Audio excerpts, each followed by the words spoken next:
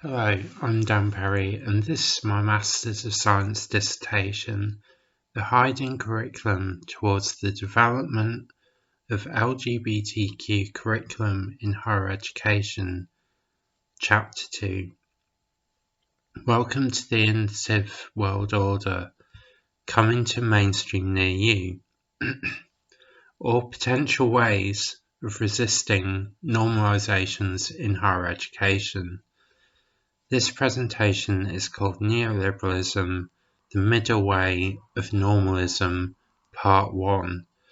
As previously mentioned, this is a two-parter. To the overview we go. This presentation is made up of the following sections. So, the 1980s, the reinvention of neoliberalism and conservative backlash in education. Section 28 or 2A, depending whereabouts you are positioned. I might do a separate video on section 28/2A at some future point.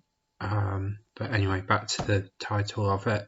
Section 28/2A, fractures and HIV/AIDS.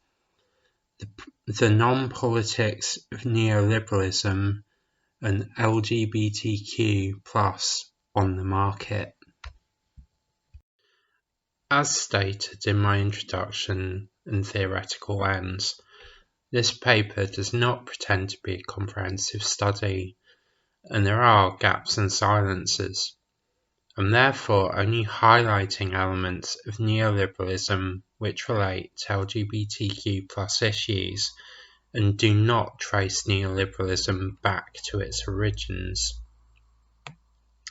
I begin in the 1980s, as this time period seems to be important in the development of neoliberalism, with Reagan as President of the United States and Thatcher being Prime Minister in the UK. As mentioned in the previous chapter, in the 1980s there was an anti-gay backlash with the rise of the HIV/AIDS epidemic.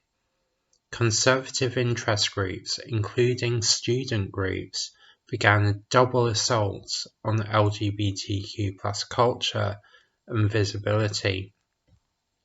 On the one side, the conservative groups attacked the right for privacy in public. On the other side, for publicness of the private. In other words, LGBTQ+ people were harassed if they wanted to have their privacy protected in public, but at the same time lambasted for attempting to make visible what the conservatives considered as an overt sexual lifestyle through publicising. This led to the US states using the strategy of no promo homo, particularly in schools and universities where homosexuality and gender were not discussed. Further, public funds were cut for homoerotic art, which is believed to be alright in private but should not be seen in public.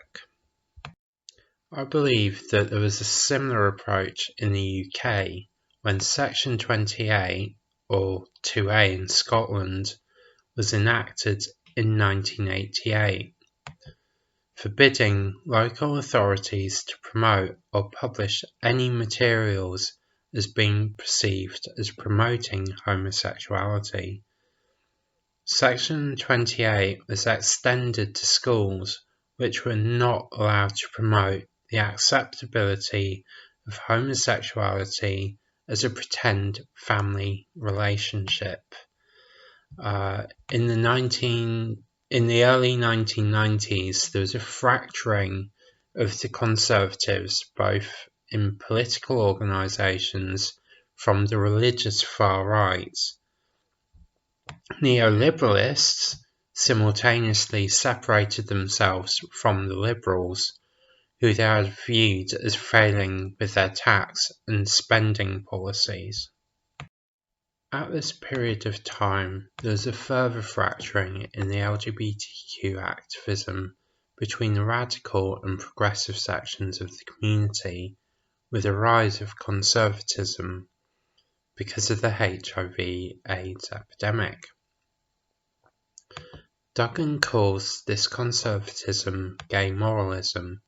It was a period where promiscuous behaviour and the gay lifestyle were scorned by the conservative LGBTQ plus community, an example being on the left here. But I think that was more general advertising, but that was the attitude. So many clubs, saunas, and social spaces were shut, and monogamous marriage was seen as a solution to the spread of HIV and AIDS. With the shift to gay moralism, homonormalism became a key idea in the conservative LGBTQ plus community and its members. However, Duggan 2003 argues that neoliberalism is a set of interests and interventions that are seen as a non-politics. This means neoliberalists choose middle ground politics that are not seen as extreme. Neoliberalist policies are described as being reasonable, centrist, and pragmatic by neoliberalist politicians. In theory, neoliberalists encourage economic expanding policies that are attractive, and they also encourage democratic governments worldwide. Duggan suggests that this moderate third way of neoliberalism has spread across the Western political world. Homonormativity reflects neoliberalism because it does not challenge the dominant heteronormative assumptions or institutions. Instead, it maintains a middle ground politically. Duggan adds that homonormativity becomes a community of disbanded activists that has become privatized, depoliticized, and a consumerist gay culture. One of the aims of neoliberalism is to bring about the noticeable political mainstream through the dissolving of public and private boundaries. Duggan argues this has occurred in gay public spheres which have been reduced, whilst gay equality has been redefined, emphasizing privacy through liberalism, free markets, and patriotism. Neoliberalists, according to Duggan 2003, believe that overtly public services should be for private profit, including education. Neoliberals want the privatization of economic enterprises, which they believe to be private, such as anything to do with sexuality in the public sphere. In other words, LGBT curriculum would become heavily privatized, avoid any overt stance apart from what is considered mainstream or homonormative, becoming irrelevant and unprofitable. However, neoliberalists have realized that there are potential LGBTQ plus markets to be utilized, which have become known as pink economies. Pink economies assume a single cisgendered, white, middle-class, childless male who has a larger disposable income than other consumers, such as a married heterosexual couple. This has led to the marketing of goods and services to certain economically able LGBTQ plus people.